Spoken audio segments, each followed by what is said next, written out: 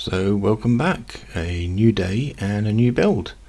So for some time I've been meaning to replace the workshop counter as I've not got much space. I've got very few drawers and even less cupboards. So as you can see, all the tools, glues, woods and various other bits and bobs I've got lying around and they're just gathering dust. So luckily I found an online advert for a guy who's selling this popular 15mm and 5mm plywood. So bought this whole stash for a pretty reasonable price, and the plan is to make this into cupboards and drawers and put it in over here. So armed with a simple sketch of what I plan on building and then a breakdown of all the different dimensions and cuts that I've got to make, over to the table saw to get to cutting.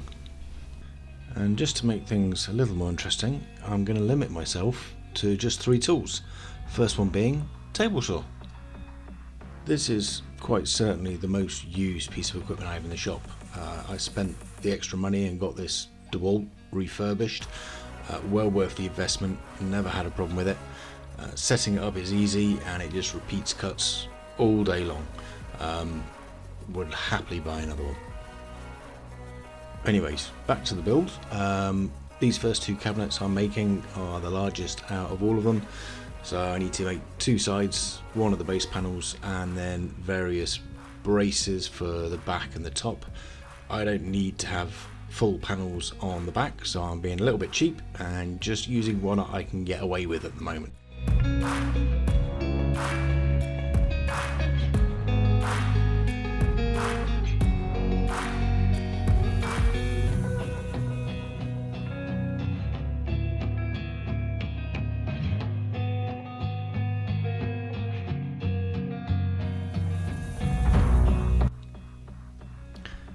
So these are the first 2 cabinets out of a total of 6 that I need to get made. Started with the largest here. So we've got 4 sides, 2 bases and then quite a lot of different braces. Ready for the next phase, and we get to introduce tool number 2, which is a pocket hole jig. First time I'm using this, it was actually given to me as a gift and I've never had the chance or the reason to use it yet. So this will be a first for me.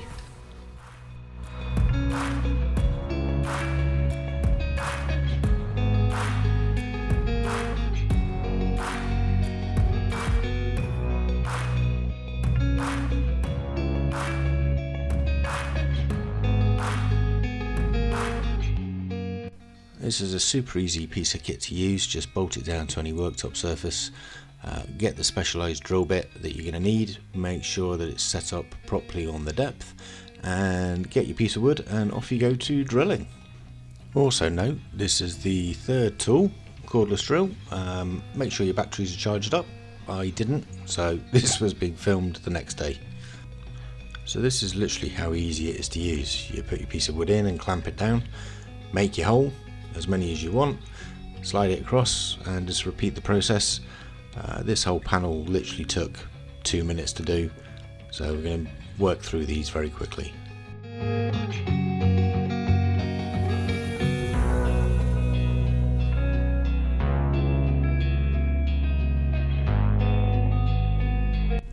So I'd actually say all the holes for these 2 cabinets were done within 10-15 minutes. Super quick, super easy. If you don't like using dowels or you don't want obvious screws go through the sides of the panels, this is a nice alternative. The tool itself is about 50 quid in pounds, but super robust and I think it will last a pretty long time.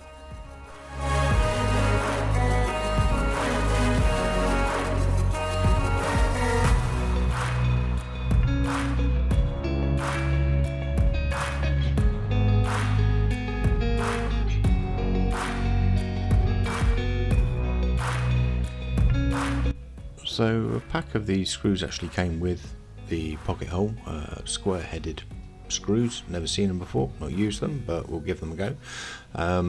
Pocket hole screws sold in most stores, so I'll be grabbing a couple of different lengths for future builds. So we're just working on putting together this first cabinet now. Total assembly time, maybe 5-10 minutes in total for each of the cabinets. They're not overly fancy, but they're going to do the job that I need. They're going to be durable. A total of 6 of these little beauties are going to be made up, and then we can move on to getting some feet.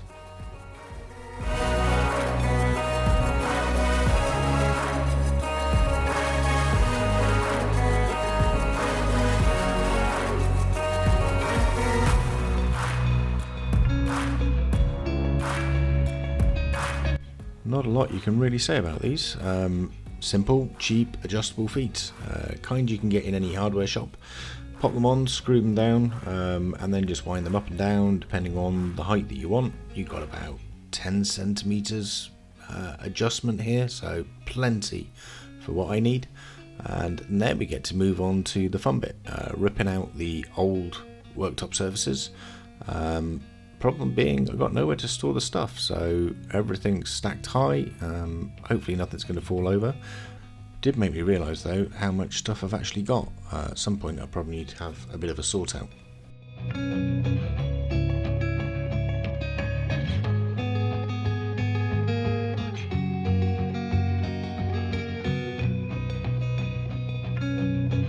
So now that we've got all of the cabinets in, we can make the adjustments, get them all at the same height, and then we can screw them together, which will make them really strong. And then we're just adding a few shelves to the cupboards that aren't going to have drawers in them. But before we get to that, I need to fit the worktops. I'm just going to use some of the 15mm ply as a simple worktop, generally thinking that over the time they're likely to get broken, damaged. So I just want some relatively chimp and simple and easy to replace.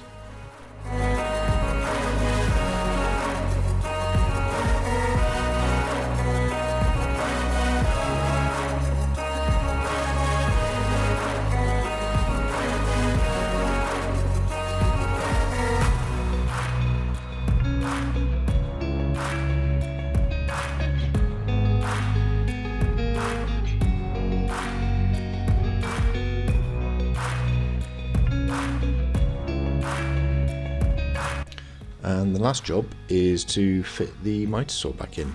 It's on a slightly smaller cupboard here, just so it allows me to recess it down. It allows me to use the full width of all of the cupboard space for some of the longer cuts I've got on the future builds.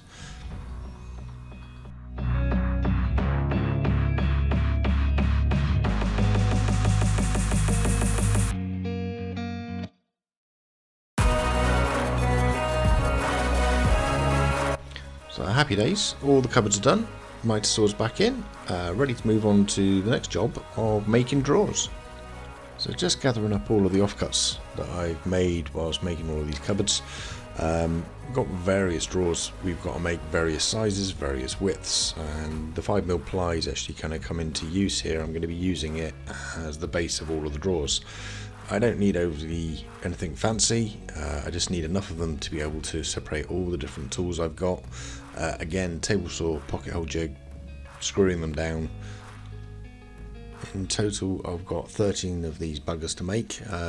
Luckily I was able to salvage some of the drawer runners from the old drawers. They're not in the best condition, but I'm guessing I'm going to have to swap them out sometime in the future. But being a tight arse at the moment, I'm going to save money where I can until I absolutely have to buy some more.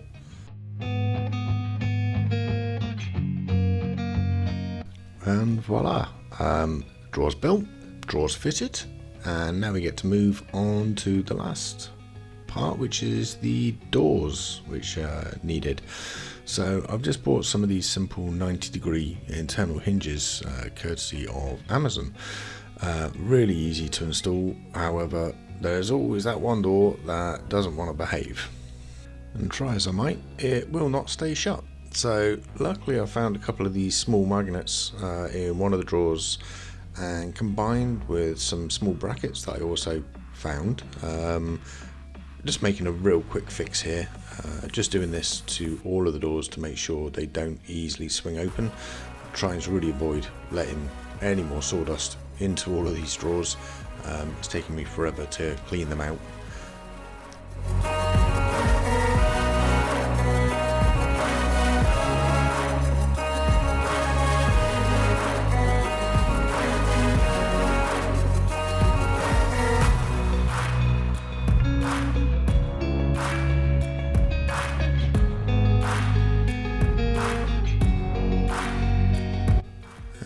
the bulk of this build actually done. It's not perfect, it doesn't line up 100% on every single drawer, but it's a vast improvement on what I had before. The last thing I need to do is sort out some door handles, because at the moment I can't open anything. And quite luckily, continuing the being cheap theme, I've actually come across this 10mm length of dowling, which I'm just going to cut into 20-25mm lengths. They're going to be really simple drawer handles, but super effective. Hopefully I won't catch myself on them.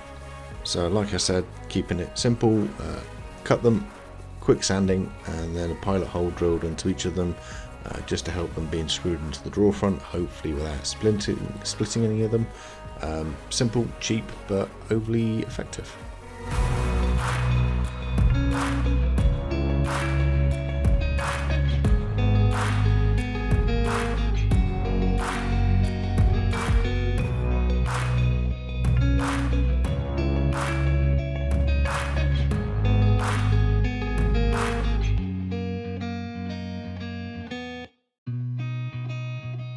So taking you back to the start, this is a reminder of what it used to look like, and now this is what it looks like after all of the assembly and all the tools have been put away.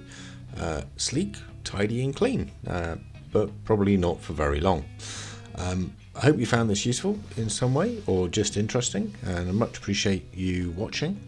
As always, really appreciate it if you'd be happy to subscribe for more content. If you've got any ideas or something you'd like to see built, just let me know down in the comments section. Thank you and take care.